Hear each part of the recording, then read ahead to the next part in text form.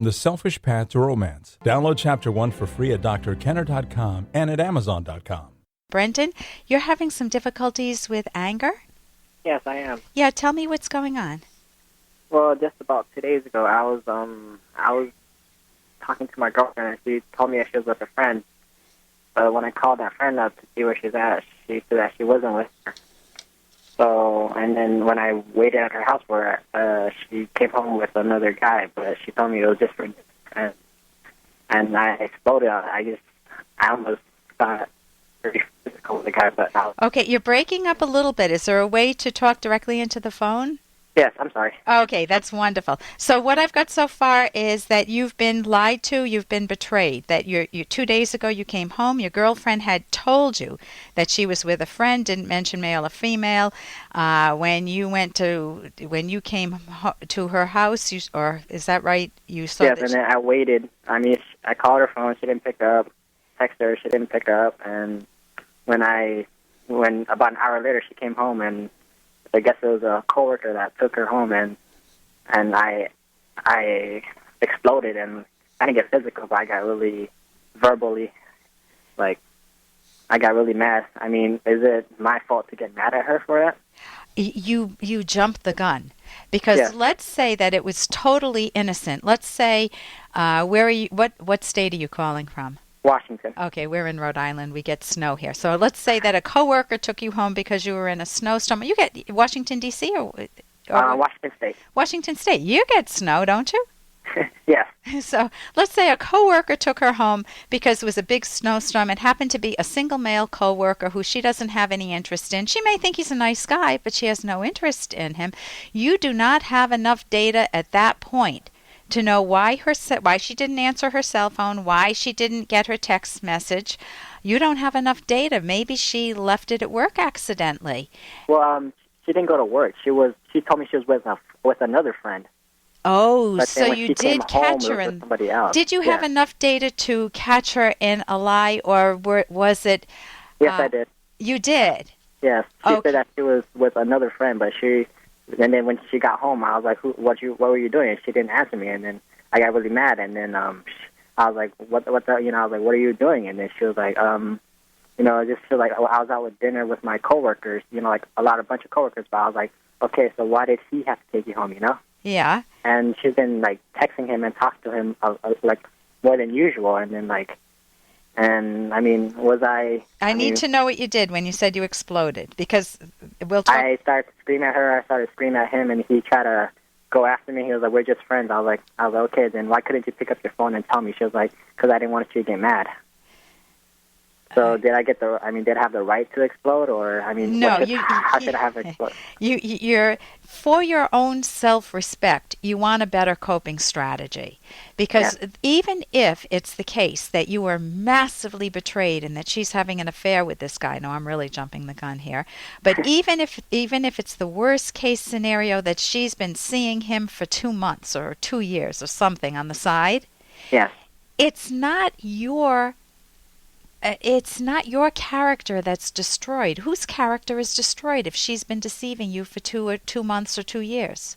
Hers. So the damage is already done to her, the betrayal.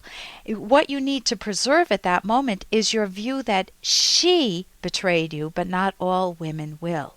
And that you need to move on to find a better woman. But at that moment, you're feeling anger because anger is... Hey, I got to interrupt this because we've got to pay some bills. 30 seconds, that's it. A very quick ad, and then Ellen will be back. Romance. Ugh, I wish guys knew more about what we want from a relationship. Boy, I wish I knew more about what I want. Where's that ad I saw? Here it is. The Selfish Path to Romance. A serious romance guidebook. Download Chapter 1 for free at selfishromance.com and buy it at amazon.com. The Selfish Path to Romance. That is interesting. But at that moment, you're feeling anger because anger is an injustice detector. It is the emotion that we experience as a consequence of feeling that somebody was not fair to us. Yeah. If you have little anger, it's typically something that's a little not fair. You know, I asked someone to make my coffee black, and they put cream and sugar because they weren't focused at a local cafe, and so I'm a little annoyed. But I'm not going to scream and explode and go punch the person out because they made my coffee wrong. But if it's a top value in your life, the woman that you're dedicating your life to at this point in time, this girlfriend, and you anticipate a future with her, and you find out that she is not anticipating a future with you, or not the type that she has led you to believe, that is a major injustice, a major situation that is not fair. So yes, it is proper to experience anger, provided that you have the data. That was the first point I made, Brendan. You want to make sure you have the data. How you express that anger really matters. Yes, I mean, that's why I need some advice on, when things happen, just when I jump the gun too fast. I mean, what should I do before You time out. You buy time.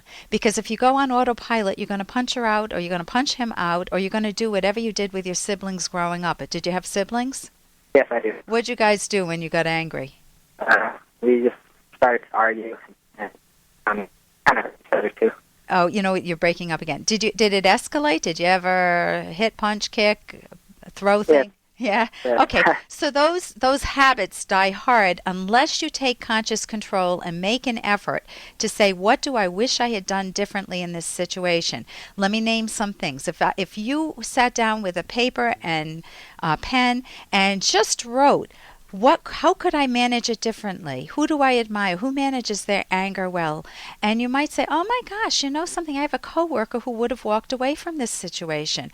I have so here are some of the things you can do. You can buy time, just say, I'm feeling very angry right now. I need to leave the scene. Then don't go speeding away. Don't go to a bar drinking. Instead, you want to buy some private time. Go to a little cafe.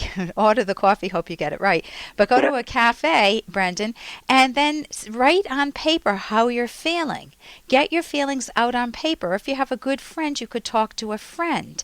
But they're raw feelings, so it's actually more private to do. It's a private situation. You can do it on paper. Then, once you gather your thoughts, you see what action do you want to take. You don't want to punch the person out, because it makes you feel good in the moment. It makes you feel real crummy afterwards. Yeah. You feel guilty. You feel sheepish. You feel meek. You feel cowardly.